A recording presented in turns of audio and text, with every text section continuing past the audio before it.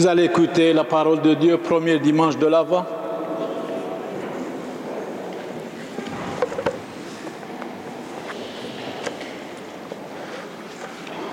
Première lecture, rassemblement des peuples et la paix pour toujours, si possible. C'est le prophète Isaïe, prophétise, déjà avant Jésus-Christ, 7e siècle. Le prophète Isaïe a reçu cette révélation au sujet de Juda et de Jérusalem.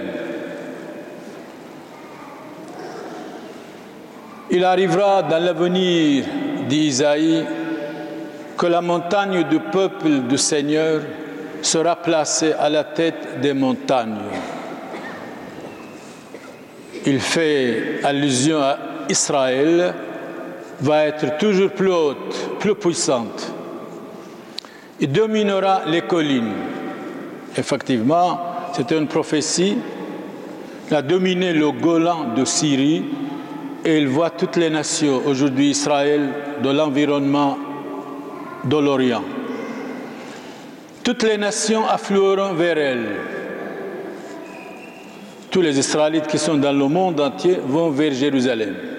Des peuples nombreux se mettront en marche et ils diront: venez, montons à la montagne du Seigneur. Le Sinaï, c'est la montagne du Seigneur. Dieu a donné à Moïse les 10 commandements. Au temple du Dieu de Jacob. Bon, Jacob a 12 enfants. Il nous enseignera les chemins et nous suivrons ses sentiers. Car de Sion que vient la loi. Sion, c'est une colline près de Jérusalem. C'est pour ça qu'on dit les Juifs sionistes. Et ils ont raison, des Juifs, de défendre Israël. Et nous avec.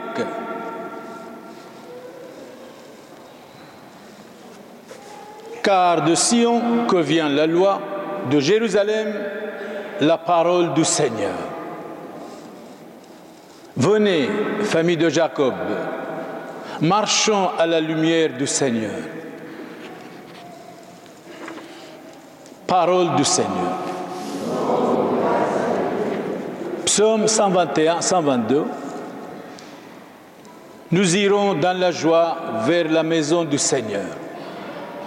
C'est comme ça, quand on vient vraiment dans la joie, délibérément, sans être obligé à la Sainte Messe, c'est magnifique, c'est merveilleux dans la maison de Dieu. C'est-à-dire ici, Jérusalem, Jérusalem, quelle joie lorsqu'on m'a dit « Allons à la maison du Seigneur ». Maintenant, notre marche prend fin devant les portes. Jérusalem, parfaitement bâtie, merveille d'unité. C'est là que montent les tribus du Seigneur. Là, Israël doit rendre grâce au nom du Seigneur. C'est là le siège du pouvoir, le siège de la maison de David. C'est le roi David, deuxième roi d'Israël, qui a institué Jérusalem, capitale d'Israël, pour toujours et éternellement. Demandez pour Jérusalem la paix. Que tes amis connaissent de beaux jours. Viens la paix dans tes remparts et de beaux jours dans tes palais. En pensant à mes frères et à mes proches, je dirai paix sur vous. En pensant à la maison du Seigneur notre Dieu, je désire ton bonheur. C'est vrai, Saint Antoine de Padoue définit le bonheur. Qu'est-ce que c'est le bonheur? Le bonheur, c'est de ne pas de satisfaire ses bêtises, ses mouvements, ses penchants, ses passions. C'est d'être vainqueur et de se dominer soi-même. Saint Antoine de Padoue donne une bonne signification du bonheur. Le bonheur est en nous. Il ne faut pas chercher très très loin. Tout dépend de nous. Eh bien, troisième lecture, Saint Paul écrit aux chrétiens de Rome,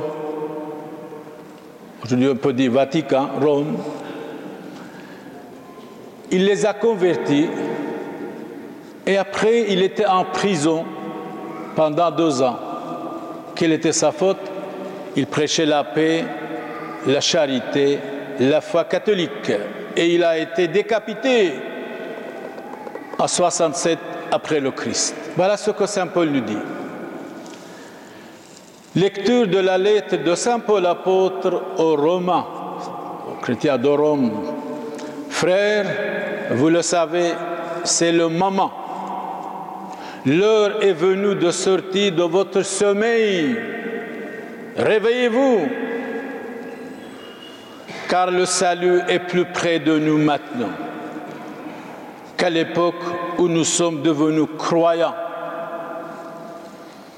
La nuit est bientôt finie, c'est-à-dire les ténèbres, le mal, les difficultés.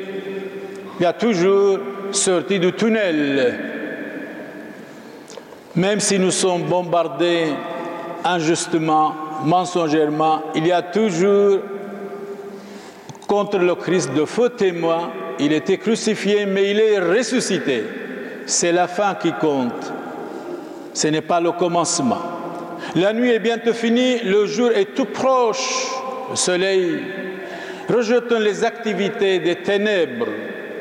Revêtons-nous pour le combat de la lumière. Ils ont demandé à un saint, quel livre vous lisez?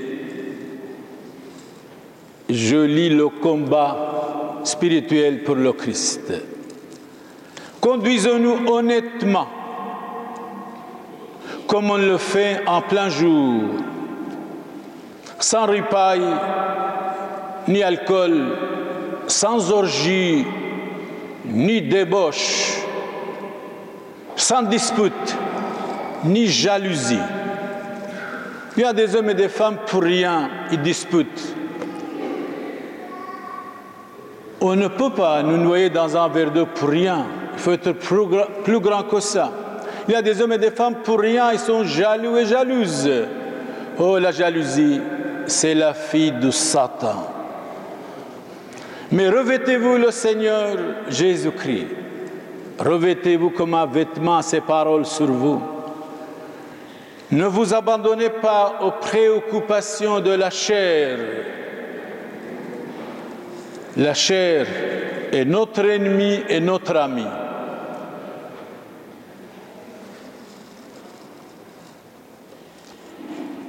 Ne vous abandonnez pas aux préoccupations de la chair. Dominez la chair. Pour satisfaire ces tendances égoïstes, soyez vigilants et prudents. Être égoïste, c'est ne penser qu'à soi-même. Et un philosophe dit, un homme égoïste n'est pas digne de vivre même. Donc nous devons être charitables, gentils, accueillants, tolérants. C'est ça aussi le christianisme, notre devoir d'être un vrai chrétien, un vrai catholique, mais pas à la carte, de ne pas être des girouettes, des marionnettes, des changeants, des versatiles, et de ne pas aussi croire à n'importe quoi. À n'importe quoi.